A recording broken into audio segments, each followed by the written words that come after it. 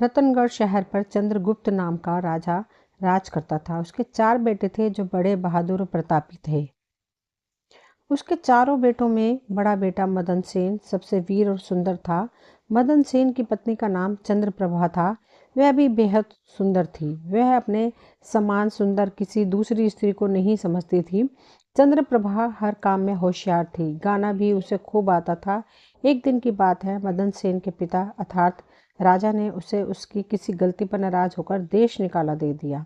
राजा का आदेश सुनकर जब चिंतित मदन सेन महल में आया तो मदन सेन को उदास देखकर उसकी पत्नी ने पूछा, आज आप उदास क्यों हैं? मदन सेन बोला, अब तुमसे क्या कहूँ, आज पिताजी ने मुझे 12 वर्ष के लिए देश निकाला दे दिया, इसलिए मैं तुमसे विदाई मांगने आया हूँ। यह सुनते ही चंद्रप्रभा चक्कर खाकर गिरी और बेहोश हो गई।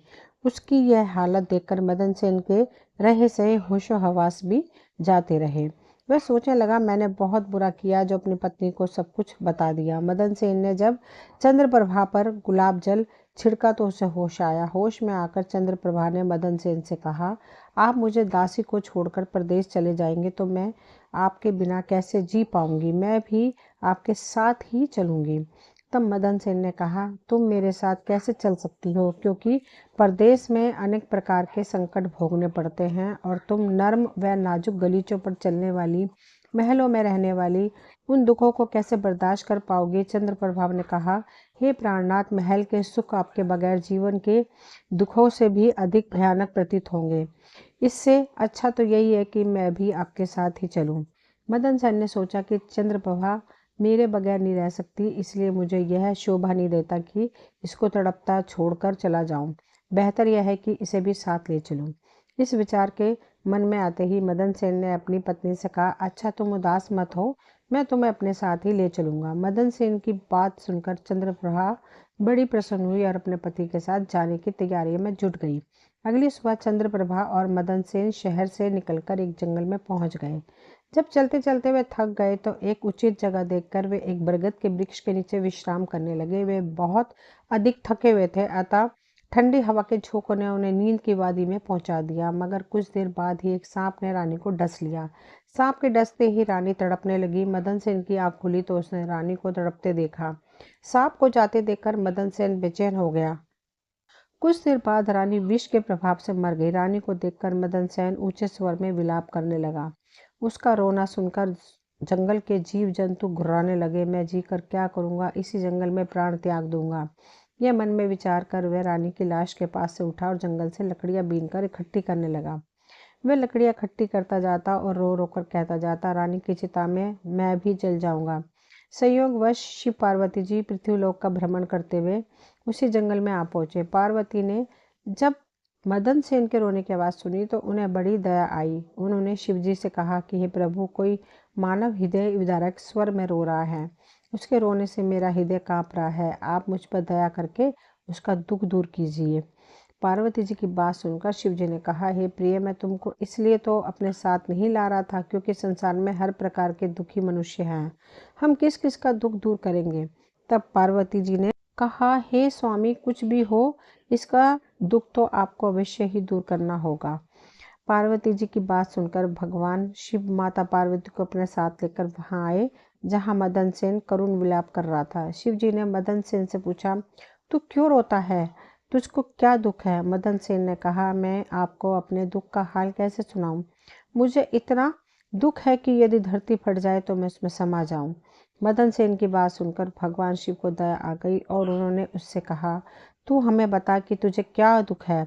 तब मदन सेन ने कहा, महाराज, मैं रतनगढ़ के राजा चंद्रगुप्त का बेटा हूँ। मेरे पिता ने मुझको देश निकाला दे दिया, इसलिए मैं और मेरी पत्नी इस जंगल में आ गए। यहाँ आकर मेरी पत्नी सर्प के डसने से मर गई। अब उसका विरह मुझसे भी सहन नहीं हो रहा है, इसलिए मैं लकड़ियाँ एकत्र कर रहा हूँ ताकि अपनी प्यारी पत्नी के साथ ही जल मरूं। मदन सेन की ऐसी दुख भरी बात सुनकर शिवजी ने बोले, हे राजकुमार, संसार में आवागमन लगा ही रहता है। एक ना एक दिन सबको शरीर छोड़कर जाना ही होता है। ना कोई किसी के साथ आया है और ना कोई किसी के साथ जाएगा। यदि तू जीवित रहेगा तो तुझे अनेक रानियां मिल जाएंगी, इसलिए तू मेरा कहा मान और देह त्यागने का विचार छोड़ दे। भगवान शिव के इन वचनों को सुनकर मदन सेन बोला, महाराज आपने जो कुछ कहा वह सत्य है, किंतु ऐसी पतिव्रता पत्नी तो मुझे किसी भी जन्म में नहीं मिलेगी और ना इसका वियोग मुझसे सहन होगा, इसलिए मैं इसके साथ ही मरूंगा। मदन सेन के हठ को देखकर महादेव जी बोले, राजकुमार तेरी पत्नी की आयु 20 वर्ष थी जो इसने भोग ली, अब तो बस एक ही उपाय है, यदि तू अपनी आयु का कुछ भाग अपनी रानी को दे दे तो तुम दोनों की आयु बराबर हो जाएगी। यदि यह बात तुम्हें स्वीकार है तो रानी अभी जीवित हो जाएगी। शिव जी की बात सुनकर मदन सेन ने कहा, मुझे सहर्ष स्वीकार है महाराज। अब शिव जी ने मदन सेन के हाथ में पानी देकर उससे आधी आयु देने का संकल्प कराया और रानी के हाथ पैरों पर पानी डालने से पूर्व मदन सेन ने कहा कि जब मुझे आवश्यकता हो तो यह संकल्प वापस भी ले सकता है। जो ही संकल्प वापस लेगा तो ही वह रानी मर जाएगी, परंतु सावधान, रानी से यह बात मत कहना, किसी समय यह बात तेरे काम आएगी। ऐसा कहकर रानी पर जल छिड़ककर शिव पार्वती वहां से चले गए। उसी समय रानी उठकर बैठ गई, बोली, प्रिय आज तो मैं बहुत सोई, आपने मुझे जगाया क्यों नहीं? मदन सेन ने कहा, तुम थकी हुई थी, इसी कारण मैंने तुम्हें नहीं जगाया। अब वे दोनों आगे चल दिए। कितने ही दिनों बाद उन्हें एक बहुत सुंदर स्थान दिखाई दिया। वहां एक फकीर की कुटिया थी। जब वे दोनों वहां पहुंचे तो उन्होंने देखा कि एक सुंदर नौजवान फकीर बैठा हुक्का पी रहा है। वे दोनों थके हारे तो थे ही, अतः फकीर के पास बैठ गए। उसी समय राजकुमार ने रानी से कहा, रानी मुझे प्यास लगी है, तुम कहो तो मैं जाकर कुएं से पानी पी आऊं। अगर तुम्हें भी प्यास लगी हो तो तुम्हारे लिए भी लेता आऊंगा। यह सुनकर रानी ने कहा, मैं तो प्यासी नहीं हूँ, आप भी जाकर पानी पी आइए। मदन सेन बाल्टी व रस्सी लेकर कुएं से पानी पीने चला गया। उधर मदन सेन पानी पीने गया, इधर चंद्रप्रभा और फकीर की आंखें चार हो गई। वह फकीर से बोली, फकीर साहब आप तो यहाँ बड़े ऐश में रहते हैं। फकीर बोला, तुम भी यहाँ रहो और ऐश करो। चंद्रप्रभा कहने लगी, फकीर साहब आपके साथ रहने का दिल तो कर रहा है, मगर मेरा पति मेरे साथ है, इसलिए मैं आपके साथ किस प्रकार रह सकती हूँ। फकीर ने कहा, किसी तरह अपने पति को कुएं में धकेल दो, फिर हम ऐश करेंगे। फकीर की बात सुनकर चंद्रप्रभा ने कहा, अच्छा मैं ऐसा ही करूँगी। तभी मदन सेन पानी पीकर रानी के पास आया तो रानी कहने लगी, मैं भी प्यासी हूँ, मुझे भी पानी पिलाओ। तब मदन सेन ने कहा, मैंने तुमसे पहले ही पूछा था, तब तुमने मना कर दिया था। खैर अगर तुमको प्यास लगी है तो मैं अभी पानी लेकर आता हूँ। जब मदन सेन पानी लाने चलने लगा तो रानी कहने लगी, मैं भी तुम्हारे साथ चलती हूँ। फिर वह भी उसके साथ चल पड़ी। बेचारा मदन सेन तो उसके प्रेम में पागल हुआ पड़ा था। उसे नहीं मालूम था कि यह मेरे प्राण लेने चल रही है। जब मदन सेन कुएं पर जाकर बाल्टी भरने लगा तो रानी ने पीछे से उसे धक्का देकर कुएं में गिरा दिया और खुद उस फकीर के पास आ गई। वह फकीर रानी को लेकर वहां से चलता बना। दोनों एक बड़े शहर में जाकर आनंद से रहने लगे। उस फकीर ने चंद्रप्रभा को थोड़े दिनों में ऐसा नाचना गाना सिखाया कि उसके समान नाचने वाली कोई नृत्यांगना उस शहर में दूसरी ना थी। वह सारे नगर में प्रसिद्ध हो गई। इस प्रकार रानी के नाचने गाने के कारण वह फकीर लाखों रुपए का मालिक हो गया। रानी उस फकीर के साथ बड़े ऐश से रहने लगी। जिस समय रानी ने मदन सेन को कुएं में धकेला था, संयोग से एक जंजीर जो कुएं में लटकी हुई थी उसके हाथ में आ गई। मदन सेन उसको पकड़कर कुएं में लटक गया और ईश्वर को याद करके सोचने लगा कि मैंने रानी को जीवन दान दिया और रानी ने मेरे साथ विश्वासघात किया। क्या यही मेरे प्यार की सजा है? उसी दिन बंजारों का एक काफिला उस स्थान पर आकर ठहरा। एक बंजारा बाल्टी और रस्सी लेकर कुएं पर पानी भरने गया। जब उसने बाल्टी कुएं में डाली तो मदन सेन ने बाल्टी को पकड़ लिया और तब उस बंजारे ने पूछा, कुएं में कौन है? मदन सेन ने कहा, भाई मैं आफत का मारा एक इंसान हूँ, ईश्वर के लिए मुझे बाहर निकालकर मेरी जान बचाओ। बंजारे को दया आ गई। उसने मदन सेन को कुएं से निकाल लिया और पूछा, भाई तुम कौन हो? इस कुएं में कैसे गिरे? मदन सेन ने शुरू से लेकर आखिरी तक सारा वृतांत बंजारे के सामने कह सुनाया। बंजारा उसकी नेकी और रानी की करतूत सुनकर अफसोस करते हुए बोला, त्रिया चरित्र जाने नहीं कोई, कसम खाकर खुद सती होए। यह कहकर बंजारे ने मदन सेन को सीने से लगा लिया और बोला, तुम किसी प्रकार की कोई चिंता ना करो, भगवान बड़ा दयालु है, वह सब भला करेगा। अगर चाहो तो तुम हमारे लश्कर में हमारे साथ रह सकते हो। मदन सेन ने उसके साथ रहना स्वीकार कर लिया। संयोगवश बंजारों का लश्कर कुछ दिनों के बाद उसी शहर में आया जिसमें रानी चंद्रप्रभा फकीर के साथ रह रही थी। उस शहर को देखकर मदन सेन ने बंजारे से कहा, भाई मेरी इच्छा कुछ दिन इस शहर में रहने की है, यदि आपकी आज्ञा हो तो कुछ दिन मैं इस शहर में बिता लूं। मदन सेन की बात सुनकर बंजारा बोला, तुम्हारी जैसी मर्जी हो, मुझे कोई आपत्ति नहीं है। मदन सेन बंजारे से विदा लेकर शहर में किसी काम की तलाश में घूमने लगा। कुछ दिनों बाद उसकी मेहनत रंग लाई और उसने एक बड़े व्यापारी के यहाँ नौकरी मिल गई। वह व्यापारी के यहाँ रहने लगा और बड़ी लगन और परिश्रम से अपने कर्तव्य का निर्वाह करने लगा। मदन सेन की कर्तव्य निष्ठा और परिश्रम को देखकर व्यापारी ने उसे अपने यहाँ मुनीम बना लिया।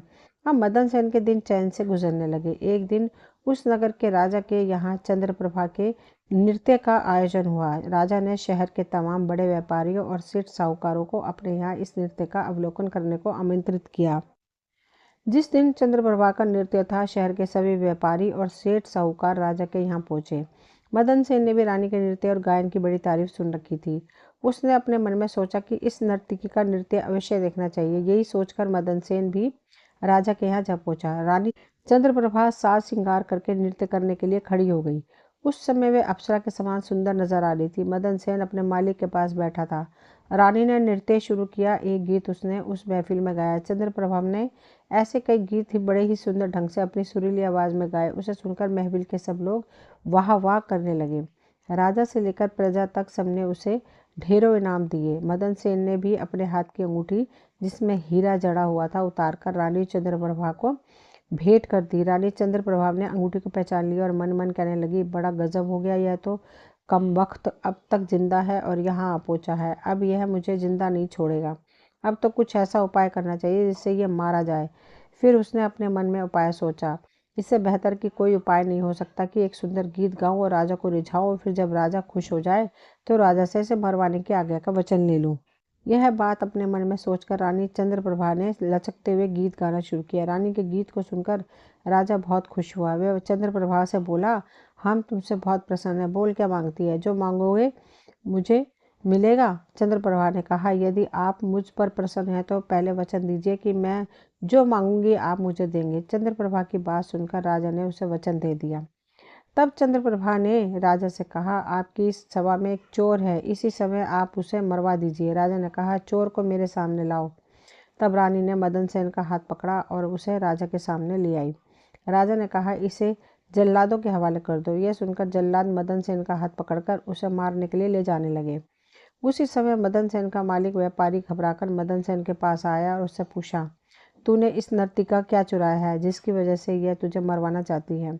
मदन सेन ने अपने मालिक से कहा, मैंने इसका कुछ नहीं चुराया, बस तुम इस राजा को मेरी दो बातें सुनने के लिए राजी कर लो तो मेरी जान बच जाएगी। मदन सेन का मालिक यह सुनकर अपने साथी व्यापारियों और साहूकारों के पास आया और उनसे सबसे सलाह मशवरा किया। सबने कहा, मित्रों, तो राजा आज न्याय करें, वरना हम सब इस शहर को छोड़कर चले जाएंगे। यह सलाह मशवरा करके सारे व्यापारी राजा के पास आए और कहने लगे, राजा साहब, हमारा मुनीम निर्दोष ही मारा जा रहा है। वह कहता है कि राजा ने मुझे मारने की जो आज्ञा दी है सो मुझे भी राजा की आज्ञा से मरना स्वीकार है, लेकिन मेरी दो बातें सुन ली जाए। राजा ने व्यापारियों की बात सुनकर कहा, ठीक है, मुनीम को लेकर आओ। मदन सेन को लाया गया। राजा बोला, तुम जो कुछ भी कहना चाहते हो वह मेरे सामने कहो। मदन सेन ने कहा, मैंने क्या दोष किया है जिसके कारण आपने मुझे दंड दिया?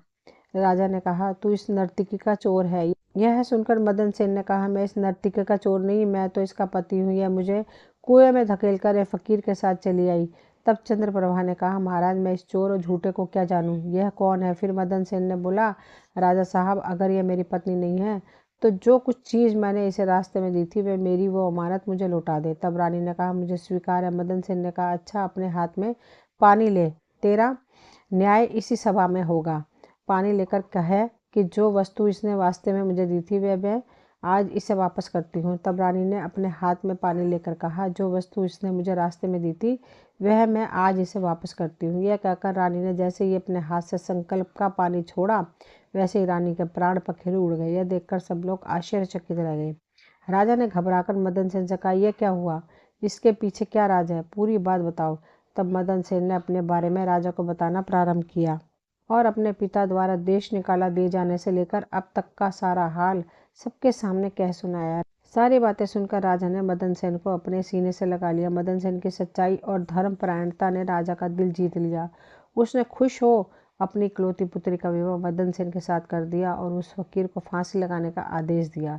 इस प्रेरणादायक कहानी से हम मदन सेन और रानी चंद्रप्रभा की जीवन यात्रा के माध्यम से सत्य, धर्म और कर्म की महिमा को समझेंगे।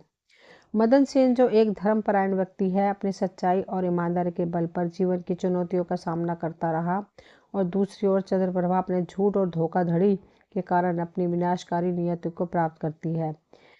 हमें यह कथा यह सिखाती है कि झूठ और अधर्म से कभी सच्चाई सफलता नहीं मिलती। सत्य की राह पर चलने वाले को भले ही कठिनाइयों का सामना करना पड़े, परंतु अंततः सत्य और धर्म की विजय होती है। यह कहानी आत्मविश्वास, सच्चाई और कर्म की महत्ता को दर्शाती है। दोस्तों, ये कहानी यहीं तक थी। मुझे उम्मीद है आप सभी को पसंद आई होगी। अगर पसंद आई हो तो प्लीज़ चैनल को सब्सक्राइब करें, वीडियो को लाइक शेयर करें। मिलती हूँ अगली कहानी लेकर, तब तक के लिए थैंक यू।